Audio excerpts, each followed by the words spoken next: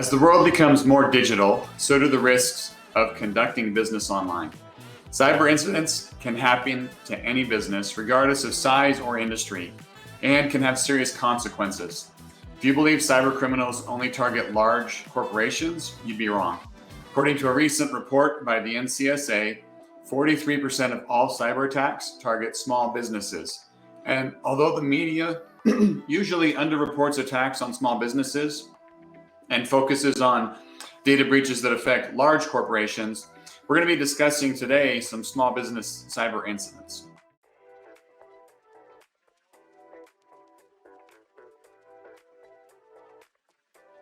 Hello, I'm Michael Kinnett, CEO and founder of Eternal Networks. Every Friday at 1 p.m. Pacific on our Facebook, YouTube, Twitter, and my personal LinkedIn, I discuss the latest tech and cyberspace news that might affect you and your business. At the end of our live discussion, I'll also be answering questions from the audience. So if you have any tech or cybersecurity questions, get them ready and I'll cover them at the end. First, there's a couple of news topics I wanted to cover. One of them, this is kind of a scary one a little bit. A ransomware gang they hacked into Bluefield University. That's a small private university. It's located in Bluefield, Virginia. If you haven't heard of it before, neither have I. It is a fairly small school, and they suffered a cyber attack. So they disclosed to the students and staff on April 29th that there had been a cyber attack, there had been an incident, and as a result, they postponed all exams while they dealt with it. They claimed that there were no financial data or student data that had been collected and gathered, that they had no evidence of that, and that they were working on cleaning it up. But just a couple of days later, on May 1st, the ransomware gang responsible for the attack, Sophos, sent out a series of email and text messages through the hacked emergency alert system for the university. Here's some of the samples of the messages that they sent. Hello, students of Bluefield University. We're Avoslocker ransomware. We hacked the university network to exfiltrate 1.2 terabyte of files. That's quite a bit of data. Another message they said, we have admissions data from thousands of students. Your personal information is at risk to be leaked on the dark web blog. And another one, do not allow the university to lie about severity of the attack. As proof, we leaked sample Monday, May 1st, 2023. They did release some data later that day. It was limited, and it's still unknown how much data they actually gathered. It's thought that this messaging that they sent out was to put pressure on and to make the event seem larger than it was, to put pressure on the university to pay the ransom. So they're still dealing with it. That's just this week, but it's kind of scary that they hacked into the emergency alert system. That's used for student and faculty safety. All right, another news event, and this one's a little bit farther from home.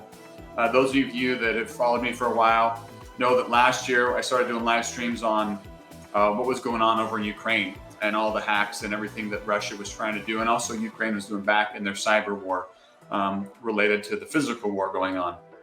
Well, it's still ongoing. Russian hackers just recently used an app called WinRAR to wipe the Ukraine state agency's data. So there's still stuff going on over there. I feel bad for Ukraine and everything that they have to deal with. There's definitely a lot of activity on the cybersecurity front, on the cyber attacks and other things that Russia is still perpetrating. But I'm not going to go into too much detail on that today. Now for our discussion, we're going to talk a little bit about cyber incidents and why your business needs to prepare for them. And I'm going to start out by talking about some common types of cyber incidents that happen to small and medium-sized businesses. And a lot of these will probably sound familiar, right? I've talked about them before. You've probably heard about them before. The first one is phishing. Phishing is an online scam in which criminals send emails or instant messages, text messages, there's various different types of phishing, falsely claiming to be from a legitimate organization. These messages typically contain links to bogus websites designed to steal your personal information or your login credentials or credit card number. Phishing attacks can be challenging to detect because scammers use familiar logos and language to trick their victims into falling for and taking action on what they're asking them to do. Another type of cyber attack is denial of service. Denial of service attack makes a computer or other service inaccessible to users. And these attacks are carried out by flooding the victim's computer or network with requests, rendering it unable to respond to legitimate traffic or causing it to crash. Such attacks can be excessively disruptive and can result in significant financial losses. And some of the things that they're doing with these denial of service attacks is they're ransoming your network through the denial of service attack, which leads us to ransomware.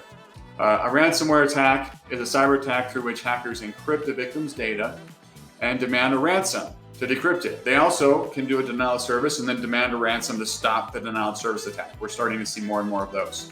But the typical way is through this encryption. And encryption is the process of transforming your readable data into an unreadable format. This is done by using a key, which is a piece of information that controls the transformation from the unencrypted data to the encrypted data and back. Again, only that same key can convert the encrypted or unreadable format back to the readable data or decrypt it. These attacks can be incredibly detrimental to individuals and organizations since they frequently lead to loss of data or money. Another type of attack is SQL injections. A SQL or SQL, you may see it's usually all in caps, SQL. It's a programming language for databases. And a SQL injection is a form of attack they use to execute malicious code in a database. Similarly speaking, SQL code is a language specifically used for databases. You can use it to tell the computer what you want to do, like find some information or create a table or enter values and data into that database.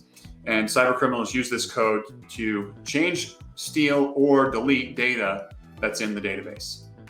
SQL injection attacks pose a serious risk to any website that relies on a database because they can cause irreversible damage. All right, another type of attack is malware. And malware is a software that's intended to harm computer systems. It can take the form of viruses, trojans, spyware. There's lots of different flavors, right, of malware. Malware can be used to steal personal information, corrupt files, or even disable systems. It can also frequently be used to distribute ransomware, SQL injection attacks, and other things as well. So those are some of the samples of types of cyber attacks that are very common right now. And I want to discuss a couple of real cyber incidents experienced by small businesses in the United States. So here's example number one, and I'm just going to walk you through the scenario. When the bookkeeper of a boutique hotel began receiving insufficient fund notifications for some regularly recurring bills, the chief executive officer, CEO, realized that their company had been the victim of wire fraud. After a thorough examination of the accounting records, revealed a very severe issue.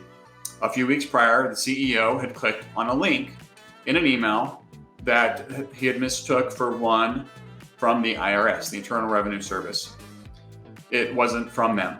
It was from cyber criminals. Cyber criminals, through that, obtained the CEO's login information, giving them access to sensitive business and personal information. The attack had a significant impact on the business. They ended up losing $1 million to a Chinese account, and the money was never recovered. Example number two, the CEO of a government contracting firm realized that access to their business data, including their military client database, was being sold in a dark web auction. CEO soon noticed that the data was outdated and had no connection to their government agency clients. How did this data leak happen? The company discovered that a former senior employee, had downloaded a malicious email attachment, thinking it was from a trusted source. The breach had significant operational and financial impact, costing more than $1 million. The company's operations were disrupted for several days since new security software licenses and a new server had to be installed to remedy the issues. So those are two examples of attacks that could affect your business. There's many others. I could go through other stories, but I don't want to take too much of your time this afternoon. Just know that there's lots of stories of small businesses. They don't hit the news. The media doesn't know about them. Lots of times because they affect private organizations, they're not disclosed publicly, but they're very real, and they're happening here in Nevada, in the United States, all over the place. So it's important to be aware of the risks and to make plans and implement systems to help provide proper training and tools to make sure that you're minimizing the exposure that your organization has. We have an upcoming webinar later this month. We're going to be talking about security. No surprise there. Cyber incidents have increased by about 63% compared to last year. And small businesses like yours are more likely to come under attack because you're less likely to have the sophisticated cybersecurity measures that large enterprises have in place. And these criminals, they count on that. They count on you not having the necessary tools and protections. But how is a small to medium business supposed to protect itself from these type of attacks with these limited resources? And that's where following cyber incident response best practices can come to the rescue. And to help you better understand incident response, we're going to partner up with Sophos to do a free live streamed webinar later this month. I'll be posting more information about that through social media as well. Let me look and see if there's any questions, comments. I don't see any comments coming through. So May 18th, we'll be doing that webinar. We'll be streaming it live, just like we did last month, on our social media and YouTube pages. So you can come back here and catch that live stream webinar. Thanks for joining us today. If you have any questions or comments, you can always contact me via direct message or email me or contact us through our website at itnet.works. Hope you have a wonderful weekend, and we'll talk to you more next week. Thank you.